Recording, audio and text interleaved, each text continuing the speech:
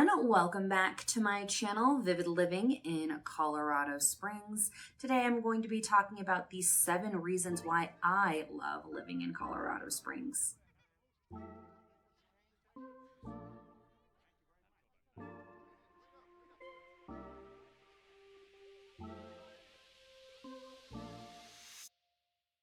And before we get started, I am a real estate agent in the Colorado Springs area, and I would love to turn my viewers into clients. So please feel free to give me a text, give me a call, shoot me an email. I would love to chat about your new adventure in Colorado Springs. So picture this. Every morning you're driving to work and you have the most gorgeous view of Pikes Peak. That could be your everyday life in Colorado Springs. So Colorado Springs has grown over 16% since 2010. So that is a huge growth spurt over the last, 14 years. You know, Colorado Springs is ranked in the top 100 best cities to live in throughout the entire United States. So let me tell you about the 7 reasons why I believe Colorado Springs is so popular. And this is, of course, is going to be in no particular order. This is just me being biased. Like, I am telling you the reasons why I love living in this city. If you talk to anybody else, they're going to have their own reason. So first, let's talk about the stunning views. So depending on where you are in the city, you're going to have an awesome view of maybe Green Up the Gods, Red Rock Canyon, Cheyenne Mountain, or maybe Pikes Peak. So each part of the city is going to offer something a little bit different. During the winter, you'll get your first snowfall sometime in October. Snow might melt through like October, November, but it'll come back in December and then it stays. It just stays covered in this beautiful white powder all year, basically until June. I will be brutally honest, guys. Summers here are a little meh, right? Everything's kind of dry and dead. Keep in mind, this is an elevated desert, right? So it's not going to be lush and green like you would get in like maybe, let's say, the south. Depending on, obviously the amount of rain we get. Some years you can get a lot of rain, which causes all the trees to be gorgeously green. And then of course, some years we don't. So then it becomes a little dreary and a little brown. But then once fall comes though, oh gosh, nothing beats a view of those mountains with those gold, orange, and red leaves. And so with that, that's kind of going to lead us into our next topic of the great outdoors. So Colorado Springs is going to offer so many different types of outdoor activities here. The original slogan for Colorado used to be fresh air and fond memories served daily. As I've mentioned before, guys, one of my favorite activities to do in the Colorado Springs area is hiking. So there's over 400 different hiking trails that you can do in the greater Colorado metropolitan area. And hiking isn't just a, summer, spring, fall type of scenario. Winters are pretty long here. If you're willing to brave the cold, winter hikes are totally worth it. Obviously, you could be doing the same trails, but the feel is just totally different with the mountains just covered in snow. So another outdoor activity that a lot of Colorado Springs people love to do is the Manitou Incline down in Manitou Springs. That's open all year long. You'll see people climbing those stairs in the middle of winter, just covered in snow, climbing those stairs in the middle of summer when it's probably a little too hot to be outside, but that's just my personal preference, right? The Manitou Incline is going to be about a 1 mile hike where you climb about 2,700 stairs, and it's a little bit over a 2,000 feet elevation gain, right? Like insanity. And you have people doing that like weekly. So as I've mentioned in some of my previous videos, whitewater rafting is also a very popular outdoor activity. And the main reason being is that we have the Arkansas River and the Colorado River that flows through our state. I won't say that it's necessarily local. If you do decide you want to go whitewater rafting, it's probably going to be about a 30-minute to hour-long drive to get there. But it is still within a pretty decent, easy driving distance. The nice part about doing whitewater rafting in Colorado is it offers all sorts of levels. So you can be a class 1 all the way up to a class 6, right? So beginner, family friendly, all the way up to as advanced as you can possibly get. Another awesome outdoor activity that people enjoy in Colorado Springs is going to be rock climbing. Don't get me wrong, guys, like I am not a rock climber, right? Like if I'm doing rock climbing, it's going to be inside, right?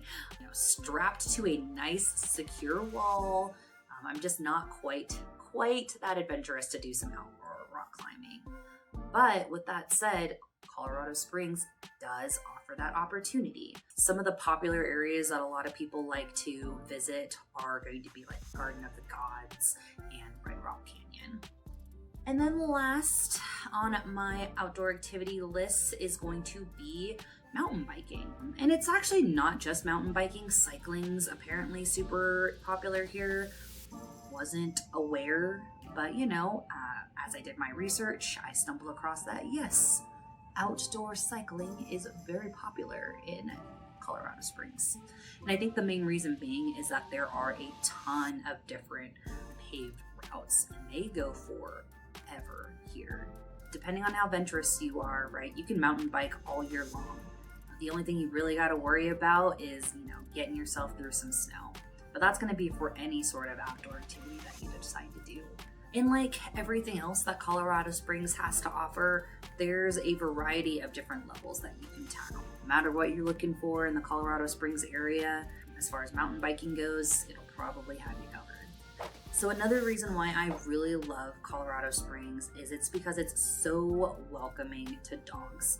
It is such a dog-friendly city. I'm a dog lover, right? I love my fur babies. I know a lot of people hate that term, but I do. I love my fur babies. And I love being in Colorado Springs because it really does, welcome me and my dogs into the community. And I'm not just, saying that just to say it. If you go on Bring Fido has Colorado Springs as one of the top ranked cities to bring your fur baby to. And also, if you check out Monster, it has Colorado Springs ranked as one of the #1 cities for dog walking. And this is going to be because of all the trails Colorado Springs has to offer, all of the off-leash dog trails that Colorado Springs has to offer. And of course, it does a quick comparison of the number of residents that has dogs, but that's just a weird statistic to be comparing it to. It's not just the hiking that makes Colorado Springs such a dog-friendly area, right? Yes, they do have a lot of off-leash trails. They do offer a lot of awesome dog parks. But I think what also makes Colorado Springs so special is that a lot of restaurants and breweries are also very dog-friendly as well. So if they have a patio, more than likely you're going to be able to bring your dog there. A lot of breweries, a lot of hikers like to go hiking and then go get a beer, right? That's a very common occurrence in Colorado Springs. And then in addition, right, there's a couple cool little shopping areas where dogs are welcome as well. I wouldn't say you can bring them into every shop, but walking around in the area, dogs are very welcome. You'll have some shops that, have treats for your furry little friend. You'll have water stations as well. And these are going to be areas like Manitou Springs, Promulgate shops out at Briargate, and then walking around in Old Colorado City. Again, those areas are very dog friendly. You can walk around downtown with your furry buddy as you window shop.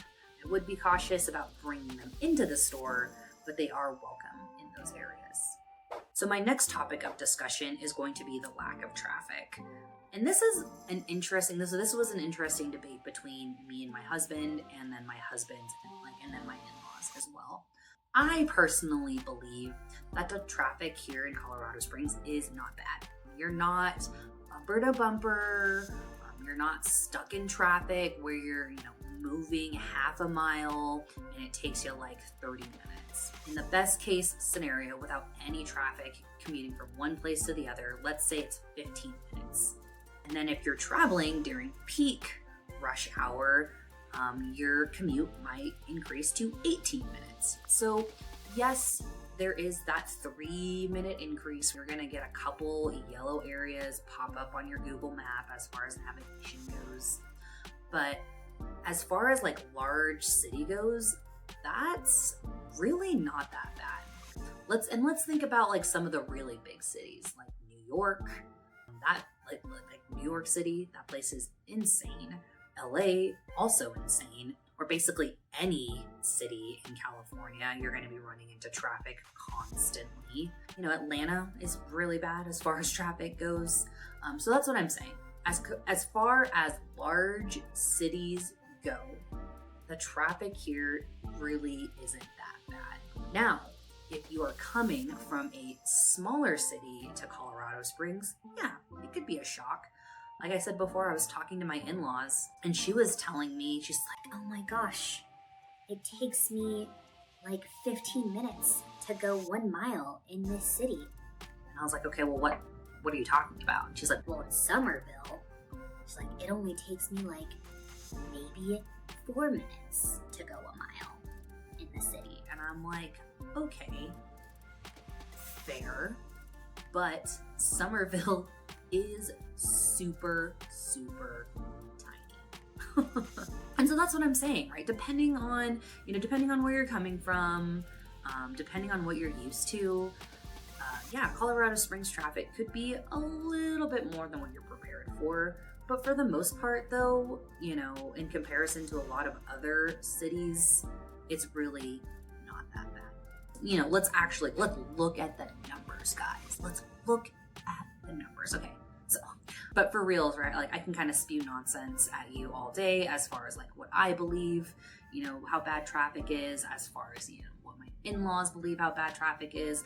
Let's look at some actual numbers. Average commute time in Colorado Springs, you're looking at about 27 minutes, right? Which is on par with the national average as far as commutes go through cities. And then if you're looking at like larger cities like LA, Atlanta, Seattle, all those fun things, their average commute time is going to be about 37 minutes, right, to get anywhere throughout the city. And so that's what I'm saying, right? As far as like large city comparison goes, it's on par with the national average. So that's why for me, again, traffic here, I like the traffic here. But keep in mind, I am also a girl who lived in California, so I had to deal with that traffic there. And then, you know, I lived in Texas and we went up to Dallas all the time, so I had to deal with that traffic there. So in my opinion, in comparison to those areas, Colorado Springs is not that bad, which is why I'm putting that as a plus on my list. But for other viewers or other people, in their opinion, the traffic here can be really bad. So take my opinion with a grain of salt. So another reason why I love Colorado Springs is going to be the weather. I love the weather here, guys. I love the snow. So the winter here's are just, for me, they're to die for. The summers here are super mild, while fall is just straight up gorgeous and spring is kind of non-existent. In accordance with WeatherSpark, the average summer temp is going to get you at about 80 degrees, right? So in my opinion, super mild. And you're really not going to get temps above 90 degrees very often. And then because the summers here are so mild, a lot of houses, you'll find that a lot of houses here don't actually have air conditioning. Because realistically, you might use your air conditioning maybe 2 months out of the year here, just because again, the average temp is about 80 and then it normally drops down to about 60 sometime in the evening. So it keeps your house nice and cool. A lot of people just tend to open their window, first thing in the evening and let the cool air come in. And so that'll cool your house down throughout the day. Close your window first thing in the morning and it keeps your house pretty cool. So again, something to keep in mind. If you do decide to move here, chances are your house might not have air conditioning, and that's just because it's not really needed here. And then of course, like the winters, I think that's probably most people's concerns is going to be the winters. Do we get snow here? Yes. Can it get a little icy? Absolutely. But in my opinion, that's not, in comparison to some other snowy states, it's really not that bad. On average, Colorado Springs is gonna get about 32 inches of snow probably only going to snow somewhere between like 10 to 20 days a year. And the snow usually doesn't stick around for that long. It'll come one day and then, probably within the next 2 or 3 days, it'll disappear. But that's basically it. For the most part, you're not going to be getting, 10 feet, walls of snow like you would maybe in like Minot or Canada. So during the winter, the temperature is going to probably average about 40 degrees every day. Cold, but not terrible, right? So you will require, you will need to wear a nice bundled up jacket. But for the most part, not bad. So let's talk about fall in Colorado Springs. The average temperature is going to be around 60, so 60 to 70. As far as fall goes, it is pretty mild. There is a chance of snowfall in October. I've seen it where, normally it's kind of a gamble for Halloween here if there's going to be snow on the ground or not.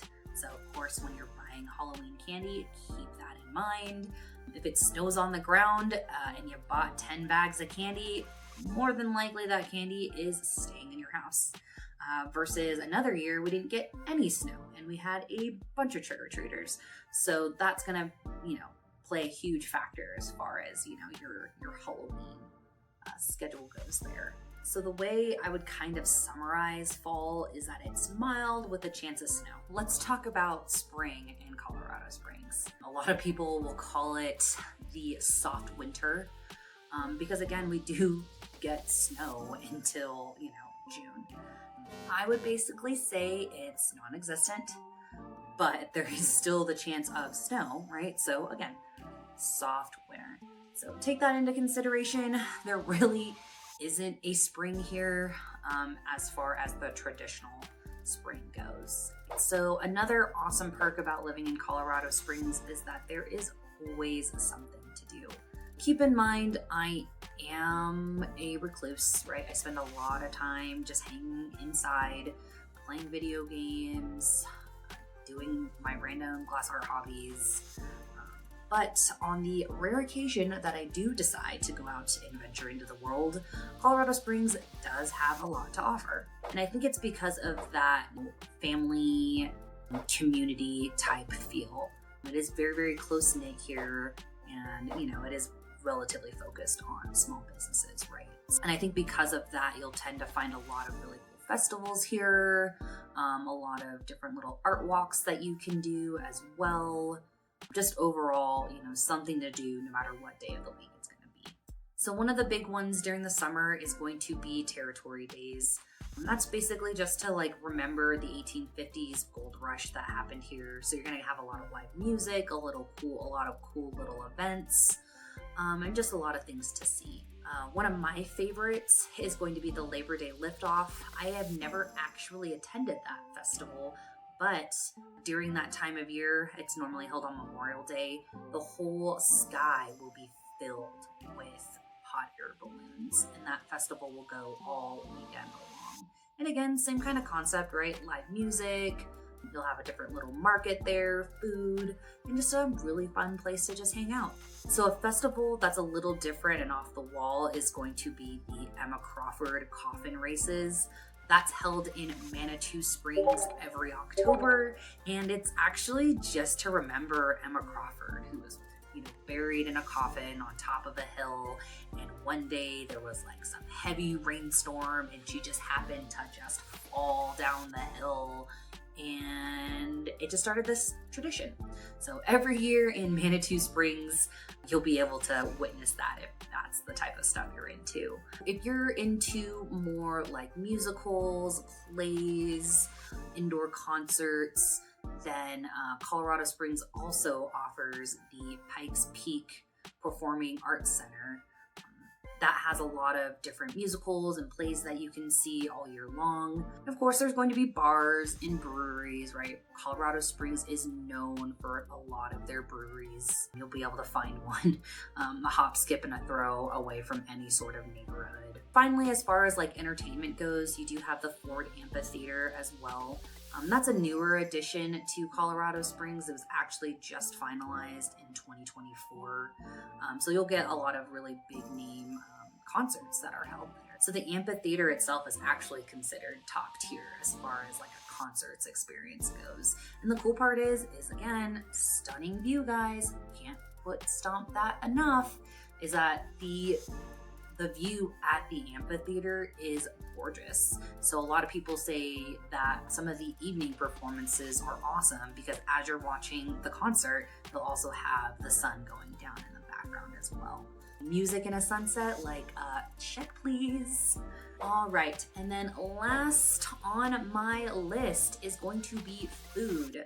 So if you've watched my intro video to my YouTube channel, I upset a lot of people because I said that Colorado Springs is a B+ city as far as food goes. And so my in-laws were out to prove me wrong, and they did. I honestly think Colorado Springs has some of the coolest little niche food places you can find. Again, is it going to be on par with like New York or LA?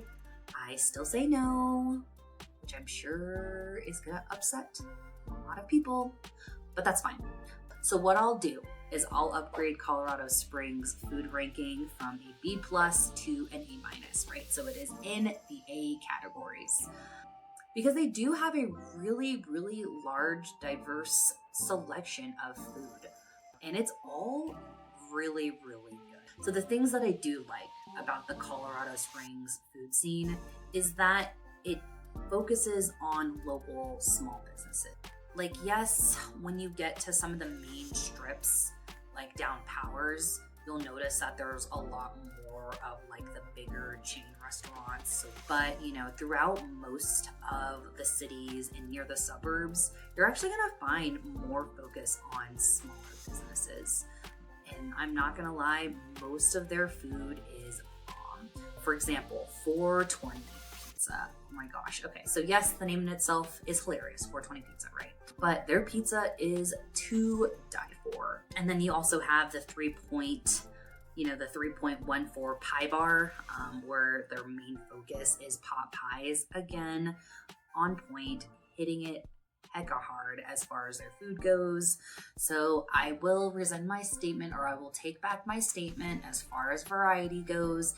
Yes, Colorado Springs has an amazing food selection. So all right, guys, I am going to die on this hill. I will not give Colorado Springs an A or an A+ as far as my food rating goes, because I do think it's lacking in two areas. First is going to be like the fine dining scene. Does Colorado Springs have a lot of really nice restaurants? Yes, but I do believe it's more casual versus I'm talking like fine dining, 5-course meal, like Michelin style. Which, do I need that in my life? No, absolutely not, right? I'm not that kind of picky out. And then last is just going to be the ethnic type foods. Again, I do think it hits a lot of the major ones, but I just don't think you're gonna have the ethnic diversity that you would get again in New York or LA, or any of those other really popular cities, because there's just not a large diversity of culture here, which isn't bad, again, right? It is what it is. I think Colorado Springs winters probably deter a lot of people from wanting to move here. I believe he's still cold, man. Cold? I'm freezing my Royal Rastafarian name-is off. So in the end, I will say that Colorado's food scene does have a lot to offer. Won't be disappointed. You're always gonna find something to eat, some sort of new experience to be had. Again, I just can't give it the A+ the way like in New York or LA would get. All right, guys, and that's it for today's video. Thank you so much for tuning in. If you liked this video, please feel free to give me a thumbs up. And then, of course, keep in mind, supporting me is free. So please subscribe to my channel to get weekly updates, and I'll see you in the next one.